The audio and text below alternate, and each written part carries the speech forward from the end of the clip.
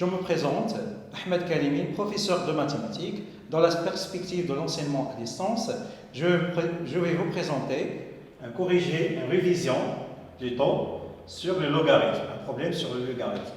Voilà, soit j'ai la fonction définie sur 0 plus l'infini par g de x égale x plus 1 moins 2 ln de x.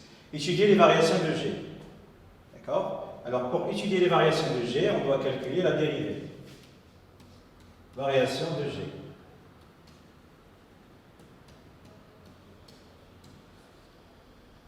On a g est dérivable sur 0 plus l'infini. Et pour tout x positif, on a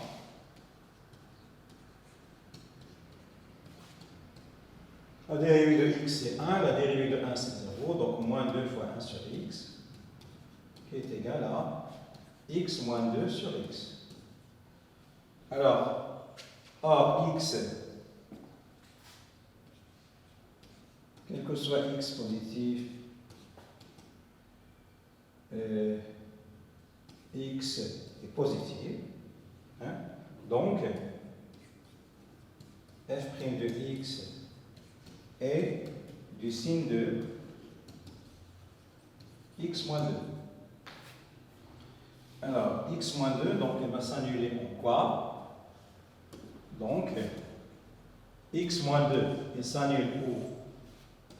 X moins 2, il s'annule en... Pardon? Ici, c'est f' de x. Ici, c'est plus l'infini. Il s'annule en 2. Alors, le signe contraire de 1, ici, c'est moins 1, ici, c'est plus. Donc, conclusion, les variations de f, ici, on peut dire quoi? F. Ici, la dérivée négative, ça veut dire que la fonction est décroissante. Ici, la dérivée est positive, ça veut dire que la fonction est croissante. Alors, l'image de 2, il suffit de calculer f de 2 ici. D'accord? Voilà les variations. Maintenant, montrer que g de 2 égale ln de e à la puissance 3 sur 4. Puis étudier le signe de g.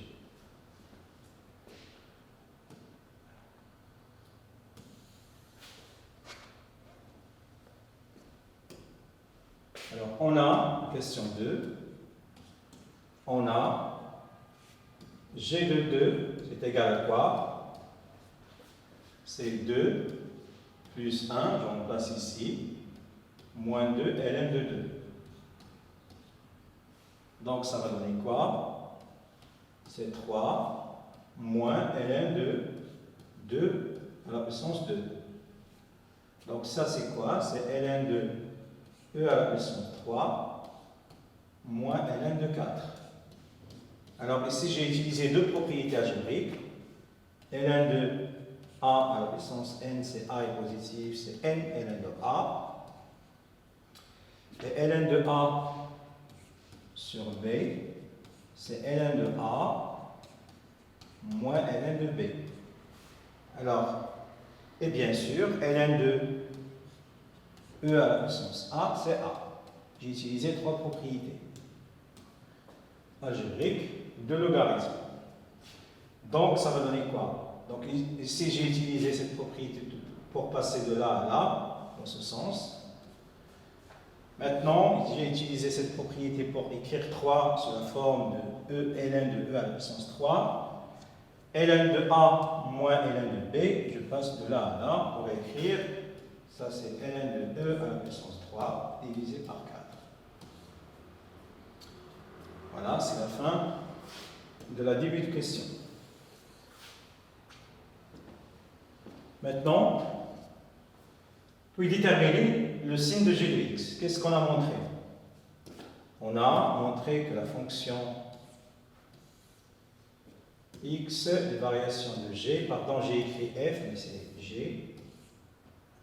Alors, ici c'est 2, c'est chez g de 2.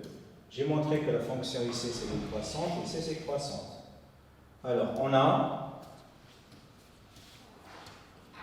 g de 2 est une valeur minimale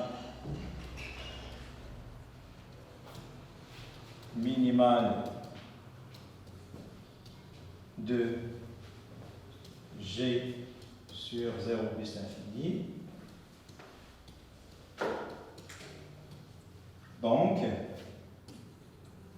quel que soit x dans l'intervalle 0 plus l'infini, g de x, ça sera supérieur ou égal à sa valeur minimale, qui est égale à g de 2. Mais, qu'est-ce que j'ai démontré dans la question précédente? Alors, dans la question précédente, j'ai montré quoi? J'ai montré que g de 2, c'est égal à ln de e à la puissance 3 sur 4. Mais on sait quoi? On sait que e, c'est strictement supérieur à 2. Donc, e carré, ça va donner, normalement, c'est strictement supérieur à 4. Ah non, e à la puissance 3, pardon. C'est strictement supérieur à 2 à la puissance 3 qui est égal à 8. Mais 8 est strictement supérieur à 4. Donc, conclusion, e à la puissance 3 divisé par 4, c'est strictement inférieur à 1. Donc, en introduisant le logarithme, donc ln de e à la puissance 3 divisé par 4, c'est strictement supérieur à ln de 1 qui est égal à 0. Donc, cette quantité, elle est comment? Elle est strictement positive. Or, g de 2 est strictement positif. Donc, quel que soit x strictement positif, g de x est strictement positif. Passons maintenant à l'autre question.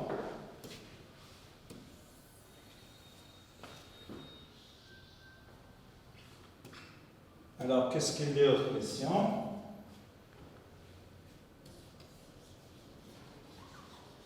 Ou plutôt l'autre partie. On a fini avec cette partie. Maintenant, on passe à la partie 2. Alors, dans la partie 2, on vous donne quoi? On vous donne une fonction f définie sur l'intervalle 0 plus l'infini par f de x égale x plus ln de x moins ln de x carré. Calculer la limite de f de x quand x tend vers 0 plus. Alors, on a la limite de f de x quand x tend vers 0 plus, c'est égal à quoi? C'est la limite quand x tend vers 0 plus. Je vais remplacer f de x par son expression, plus ln de x moins ln de x au carré. Alors, la limite de log de x quand x tend vers 0 plus, c'est la limite usuelle qu'on est, donc c'est moins l'infini. Alors, ici, moins l'infini, et c'est moins l'infini au carré, ça fait plus l'infini, avec son moins, ça donne moins l'infini. Donc, moins l'infini, ça donne moins l'infini. Ici, c'est 0. Donc, cette quantité est envers moins l'infini, et cette quantité est envers moins l'infini, et bien sûr, x tend vers 0. Donc, tout ça, ça va tendre vers moins l'infini. Car, il ne faut pas oublier la justification, car la limite de ln de x quand x tend vers 0 plus, c'est moins l'infini. Donc, et, si vous voulez bien sûr, la limite de moins ln de x au carré quand x tend vers 0 plus, c'est aussi moins l'infini. Et la somme, ça donne moins l'infini. Alors, passons maintenant à la limite de f de x sur x.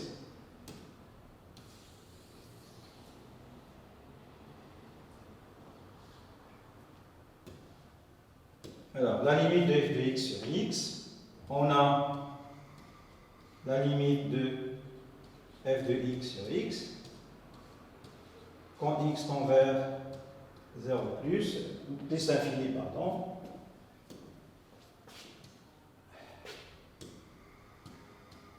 Alors, ça va donner quoi? Je remplace, c'est x plus ln de x moins ln de x au carré divisé par x. Alors je vais séparer les dénominateurs, ça va donner quoi? X sur x, ça va donner 1, plus ln de x sur x, moins ln de x sur x carré. Donc sur x, pardon. Alors, cette quantité elle tend vers 0. C'est une limite usuelle. Alors, cette quantité elle tend vers 0, mais elle mérite démonstration. Donc, ça va donner 1. Mais je dois justifier tout ça. Car la limite de ln de x sur x quand x tend vers plus l'infini, c'est 0. Et la limite de ln de x sur x, le tout au carré, quand x tend vers plus l'infini, quand x tend vers plus l'infini,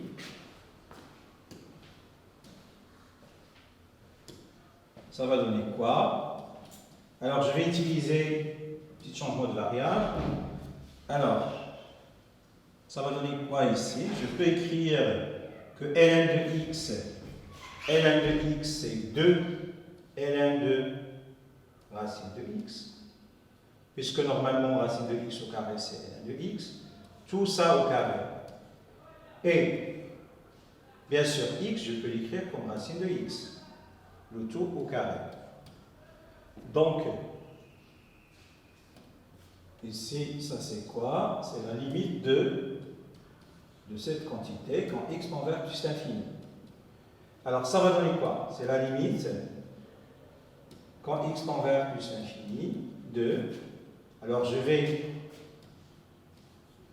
englober tout dans un même puissance, racine de x, de tout au carré.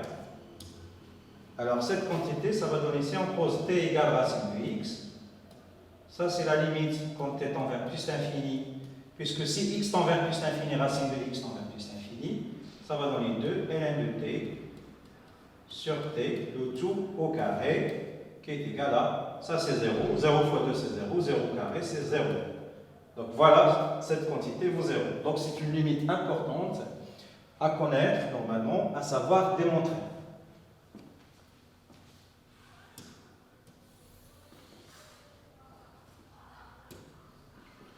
Alors, on peut interpréter le résultat géométriquement. Alors, pour interpréter le résultat géométriquement, on doit calculer la limite de f de x moins x quand x tend vers plus infini, qui est égal à la limite plus infini. Alors ici, je retranche un x, il reste ln de x moins ln de x au carré. Je factorise par ln de x, facteur de 1 moins ln de x en plus infini. Donc la limite en plus infini, c'est plus infini, donc c'est moins l'infini plus 1, c'est moins l'infini, fois plus l'infini, ça fait moins l'infini. Car la limite de ln de x en plus l'infini, c'est plus l'infini. Donc qu'est-ce qu'on a montré?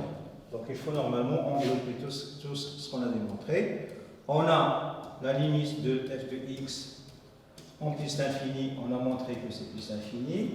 On a calculé la limite de f de x sur x en plus infini, on a montré que c'est 1. On a calculé la limite de f de x moins x, on a montré que c'est moins l'infini. Donc, conclusion, donc CF admet une branche parabolique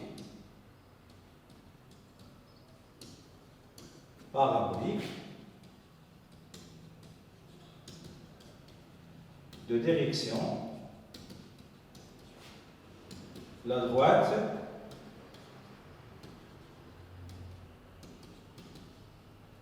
y égale x en plus l'infini ou bien au voisinage de plus l'infini.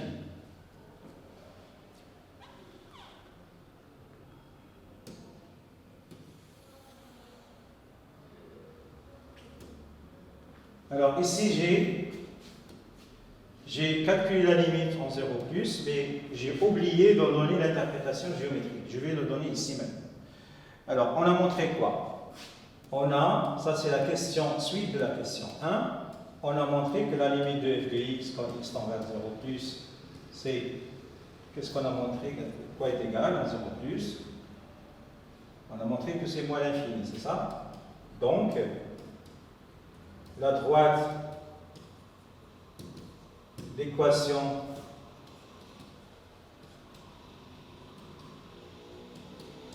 x égale 0, c'est-à-dire l'axe des ordonnées, est une asymptote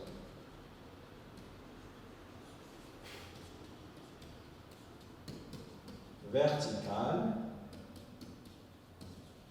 de CF. Maintenant, on va passer à la partie 3. Montrer que quel que soit x, f' de x égale g de x sur x. Alors, on a, la question 1, on a f est dérivable sur 0 plus infini, et pour tout x positif, on a f' de x égale quoi? C'est x plus ln de x moins ln de x au carré. Alors ça c'est quoi? C'est 1 plus 1 sur x moins 2 ln' de x fois ln de x. Il faut rappeler la formule, la dérivée de u à la puissance n, c'est égal à quoi? N fois u' fois u à la puissance n moins 1. D'accord? Alors ça va donner quoi? C'est 1 plus 1 sur x, plus la dérivée de ça c'est 1 sur x, donc c'est 2 ln de x sur x avec un moins ici.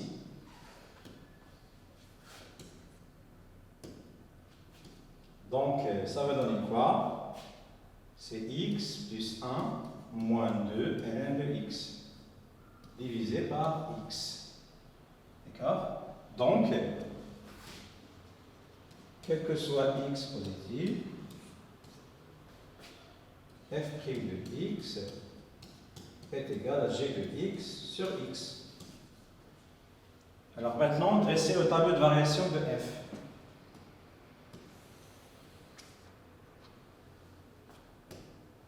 La question 2, on a, quel que soit x positif, f' de x égale g de x sur x, et comme x est positif, alors f' de x est du signe de g de x. Or, on a montré dans la partie 1, quel que soit x positif, g de x est strictement positif. Donc, quel que soit x dans l'intervalle 0 plus infini, f' de x est strictement positif. Donc, le tableau de variation de notre fonction est donné par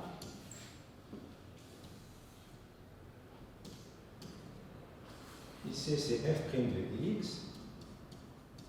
Donc ici, double barre ici, parce que la fonction n'est pas définie. Et c'est plus l'infini. Donc toujours positif, ça veut dire que la fonction est toujours croissante. La limite en plus l'infini, on a montré que c'est plus l'infini. La limite en 0 plus, on a montré que c'est moins l'infini. Voilà, c'est ça le tableau de variation de notre fonction. Maintenant, passons à la partie 4, étudier la position relative de CF et delta. Donc f de x, n'oubliez pas que notre fonction c'est x plus ln de x moins ln de x au carré. Alors, la position relative de delta a pour équation y égale x. Alors, on a f de x moins x, c'est égal à ln de x moins ln de x au carré. qui est égal à ln de x, facteur de 1 moins ln de x. On sait donner le signe de logarithme, mais donc il faut étudier le signe de 1 moins log de x. On a 1 moins log de x est positif, équivaut à quoi? 1 est supérieur ou égal à log de x, équivaut ln de x inférieur ou égal à 1, ceci équivaut à x inférieur ou égal à 2. Donc, maintenant on va dresser le tableau de signes.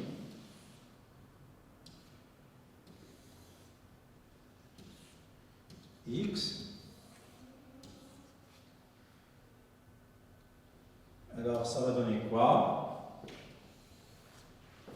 Alors on n'est pas défini en 0. ln de x, c'est connu. Entre 1, c'est négatif, ça est en 1. 1 moins ln de x. Et ça est en E. Donc les deux s'annulent en 1 et E. Donc ici c'est f de x moins x. Alors ici c'est ln de x est négatif ici, positif ici.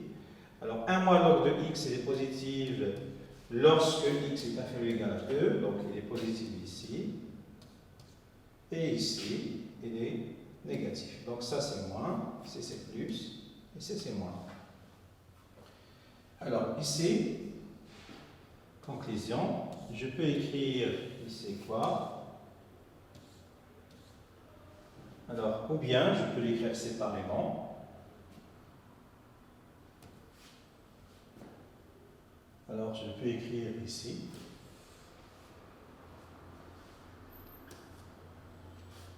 Conclusion. Donc CF, bien je vais l'écrire ici, pourquoi pas.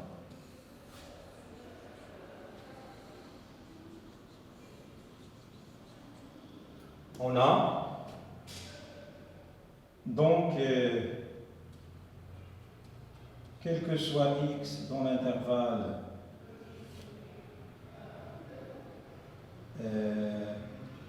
1e,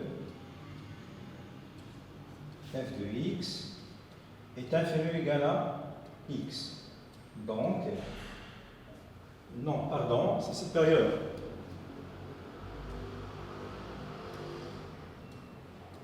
Donc, c'est f est au-dessus de delta sur 1e. Et on a, quel que soit x dans l'ensemble moins l'infini 1 union e plus l'infini, f de x inférieur ou égal à x, donc c'est f et on dissout de delta sur moins l'infini 1 et e plus infini. Voilà, c'est la fin de cette question.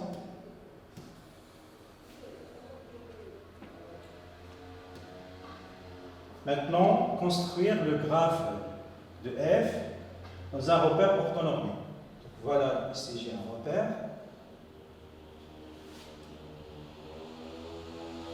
Alors ici,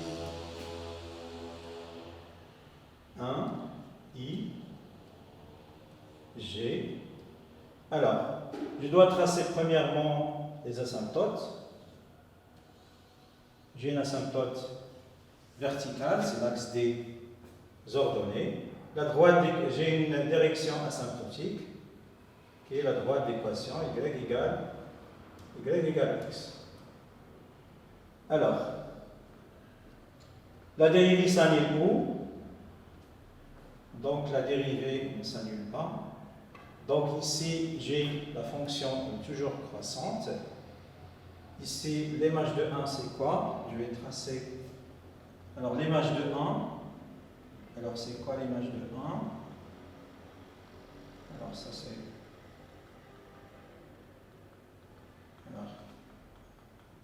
L'image de 1 par la fonction f, ça c'est 0, ça c'est 0, c'est 1. Donc l'image de 1, c'est 1. L'image de 1, c'est égal à 1. Alors l'image de E,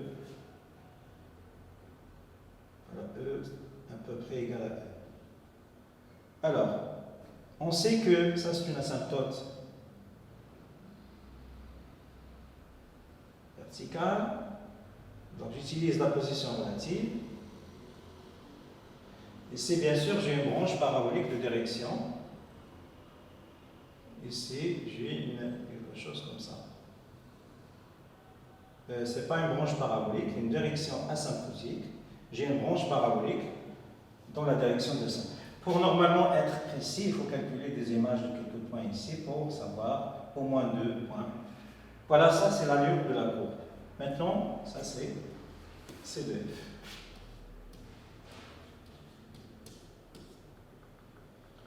Maintenant, on va passer à la partie 5. La partie 5, elle concerne une suite. Alors, montrer que, quel que soit n dans n, n est compris entre 1 et E. Alors, par référence, on a U0 égale 2. Donc, bien sûr, 2 est compris entre 1 et E. Donc, U0. D'accord? Maintenant, soit n dans n. Supposons que UN est compris entre E et 1 et montrons que UN plus 1 est compris entre E et 1. Alors on a quoi? On a, d'après l'hypothèse de récurrence, UN inférieur ou égal à E et CPE égal à 1 et F croissante sur 1E. Donc, f de 1 inférieur ou égal à f de E, inférieur ou égal à f de UN, pardon.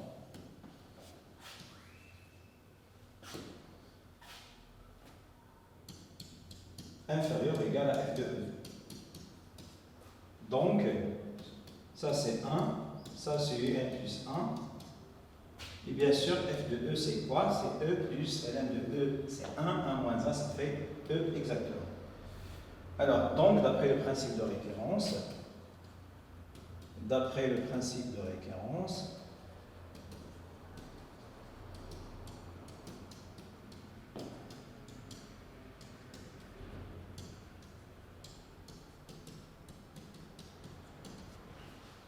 on a UN est compris entre 1 et E. Voilà, on a fini avec la question 1. Maintenant, on passe à la question 2. Alors, qu'est-ce qu'il dit la question 2? Alors, on a déjà donné la réponse de ça. Donc, il nous reste maintenant la question 2 et 3. Alors, montrer que n est une suite croissante. Alors, 2, on a quoi? On a, d'après la position relative, quel que soit x appartenant à 1e, donc d'après la position relative, on a CF, et on dissout de la droite delta sur l'intervalle 1e. Ça veut dire que f de x est CPE égale à x. Donc vous pouvez normalement remarquer ça à partir de graphe. Donc sur l'intervalle 1 jusqu'à E, c'est 1, vous remarquez que le graphe, il est au-dessus de la droite y égale x. Alors donc, or, on sait que quel que soit n appartenant à n, on a déjà démontré ça, un appartenant à 1e. Donc, puisque un appartient à 1e, je peux remplacer ici x par un. Donc, quel que soit n dans n, f de un, c'est CPE égale à un. C'est-à-dire, quel que soit n dans n, un plus 1, c'est CPE égale à un. D'où un est croissante.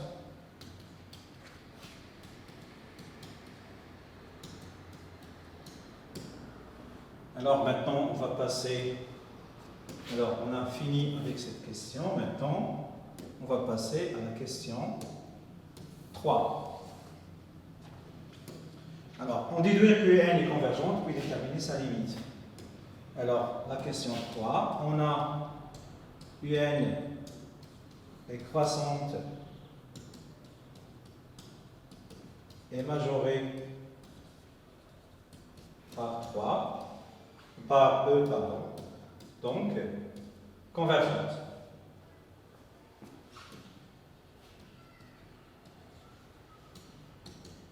Maintenant, déterminer la limite du n. Donc, il y a des conditions à écrire. Alors, on a quoi? On a un plus 1 égale f de un pour dire que un est une suite récurrente. U est 0 appartenant à un E et donc f de 1E. La fonction f est continue car elle est dérivable et croissante, donc c'est f de 1, f de E est égal à exactement un E, inclus dans un E. La troisième condition,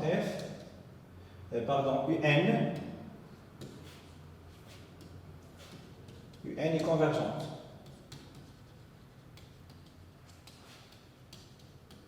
Donc, la limite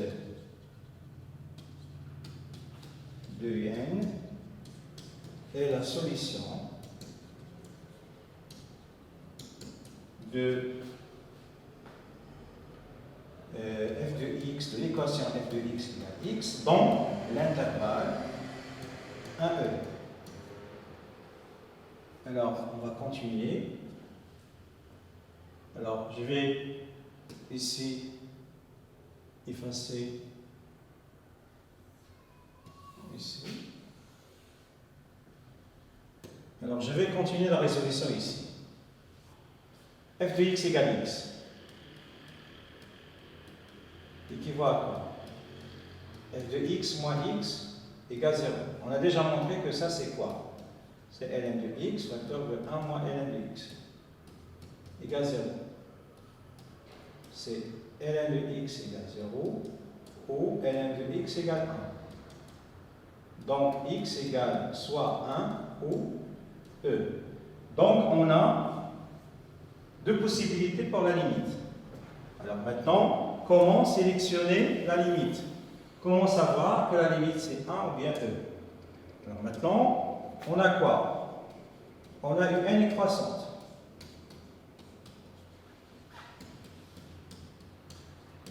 Donc, quel que soit n dans n, une n est supérieure ou égale à u0. C'est-à-dire, quel que soit n appartenant à n, une n est supérieure ou égale à 2, puisque le premier terme c'est 2. D'où la limite de un, ça sera supérieur ou égal à 2. Donc, quelle est la valeur qui est supérieure ou égale à 2? Nous, normalement, on cherche quelle est la limite. Est-ce que c'est 1 ou bien e? On a montré que la limite est supérieure ou égale à 2. Bien sûr, 1 n'est pas supérieur ou égal à 2, mais e est supérieur ou égal à 2. D'où la limite de un, c'est égal à 2. Maintenant, on va passer à la dernière partie, qui est la partie 6. Alors, démontrer que la fonction grand H est une primitive de la fonction ln sur l'intervalle 0 plus l'infini et que l'intégrale de 1 à e de ln de x est 1. Alors, on a quoi? On a h est dérivable sur 0, 1 comme produit de deux fonctions dérivables et différence d'une fonction dérivable. Et pour tout x positif, on a h' de x égale, la dérivée ici, je reconnais un produit, donc la dérivée de x est 1 fois la dérivée de ln, c'est fois ln de x, plus la x fois la dérivée de ln de x, c'est 1 sur x, moins la dérivée de x, c'est-à-dire moins 1. Donc ça va donner ln de x plus 1 moins 1, c'est égal à ln de x. Donc, quel que soit x dans l'intervalle 0e, 0 plus infini, pardon, h' de x, c'est égal à ln de x, d'où grand H est une primitive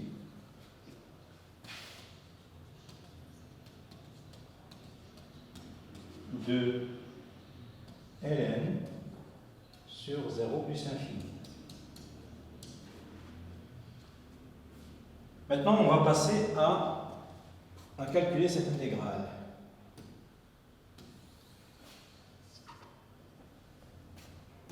Alors, on a donc l'intégrale de 1 à e de ln de x. On a une primitive de ln, c'est h de x entre 1 et e, donc c'est h de e moins h de 1. h de e, c'est quoi? C'est e ln de e moins e, mais h de 1, c'est ln de 1, c'est 0, c'est moins 1, moins 1. Donc ça va donner quoi? E moins 1, ça fait 0, donc finalement on trouve que c'est 1. Voilà la valeur de cette intégrale. Maintenant, on va passer à la question suivante. Alors, en utilisant une intégration par partie, démontrer que l'intégrale de 1 e de ln de x au carré de x est égale e moins 2. Alors, on va poser quoi ici?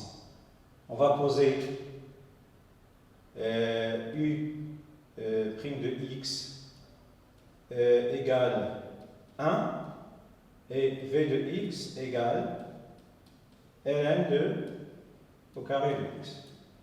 Donc, ici on va écrire posons. Donc, i de x c'est quoi? C'est x. Et v' de x, on a déjà dérivé cette fonction, c'est 2 ln de x sur x.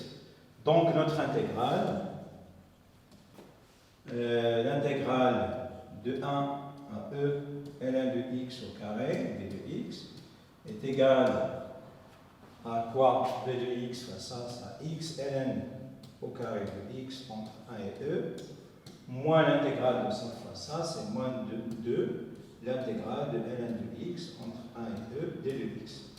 Alors ça c'est quoi? Ln de e c'est 1, donc il reste e, moins ln de 1 qui est égal à 0, moins 2 fois 1, donc finalement c'est e moins 2.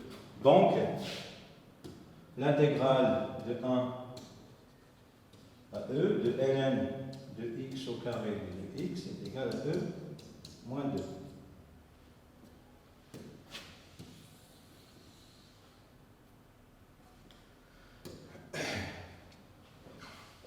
Calculer l'aire du domaine délimité par la courbe et la droite d'équation y égale x et la droite d'équation x égale 1, x égale e. Alors ici, l'aire c'est quoi? Alors l'aire c'est toujours égal quoi? Alors les bornes elles sont délimitées par les droites x égale 1, x égale e. Le plus petit c'est 1e. Alors quel est le plus grand sur l'intervalle 1e? Alors on va passer à la courbe. Alors ce qui délimite l'aire demandée c'est ça. Alors ce qui délimite cette aire, ce sont ces deux droites-là, ici j'ai 1, ici j'ai e, donc je peux écrire l'intégrale de 1 à e. Mais la fonction, elle est délimitée en haut par la fonction, le graphe de f et en bas par la droite d'équation y égale x. Donc, bien, on sait que, ou bien je peux appliquer directement, c'est la valeur absolue de f de x moins x, puisque normalement, c'est entre f de x et la droite d'équation y égale x. Donc, je fais f de x moins y par l'unité d'aire. Mais, bien sûr, si vous avez bien tracé la courbe de f, normalement, vous prenez la courbe en haut. Donc, ce qui est normalement, c'est la courbe qui est en haut, et ce qui délimite en bas, c'est la droite. Donc, on va écrire directement. Ça, c'est quoi? F de x moins x en valeur absolue, c'est positif. Donc, c'est l'intégrale de 1 à e de ln de x moins ln de x au carré d de x fois l'unité d'air. On va utiliser la linéarité de l'intégrale, donc ça va donner quoi? Ça va donner quoi? C'est l'intégrale entre a et e de ln de x, d de x, moins l'intégrale de 1e de ln au carré de x, d de x, en unité d'air. Donc on a déjà calculé ça, on a montré que ça c'est 1, moins, ici on a montré que moins e plus 2, en unité d'air, est égal à 3, moins 2, en unité d'air. Et bien sûr, si vous avez la norme de I par exemple, égale par exemple 2 cm et la norme de G égale 3 cm. Donc l'unité d'air, ça sera la norme de I fois la norme de G. D'accord? Ça sera 2 cm fois 3 cm, c'est 6 cm au carré par exemple. Normalement, si vous avez ça, il faut changer l'unité d'air en 6 cm au carré. Et vous remplacez ça par 6 cm. Donc vous trouvez 6 facteur de 3 moins E cm². Donc normalement, la question, ça sera explicite. Donc on vous donne normalement calculer en centimètres carrés l'air demandé. Voilà, c'est la fin de cette révision. Merci pour votre attention et au revoir.